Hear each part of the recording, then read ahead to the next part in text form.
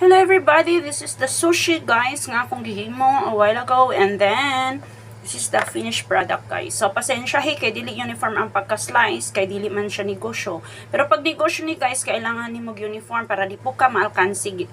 And then of course, ako ni siyang dalon karon, gisudan ako siya Tupperware. 5 slices lang, dili pa gani na niya mahurot kay 4 years old pa man siya. Na ako po siyang gidalaan ani kay para po pangpatulak pa. Unya, kaning itlog nga ginunga guys, akong gidala, isa lang unta siya guys, pero last time manggod isa akong gidala for her snacks, nakulangan siya. So ako na lang giduha for just in case nga gutmon siya kay gikan karong buntag hangtod pa man gyud mi hapon dito sa school. So ako siyang pick upon sa bus stop for 1 o'clock. So kinahanglan pud ta magdalaan ning iyang tinidor kutsara para kung mag-need siya, kinahanglan siya wala na problema unya tubig. Tapos dili na lang ko magdala og chopstick kay wala na kanang dili kayo need niya karon na time. So that's all for today. Update lang. Oh, see?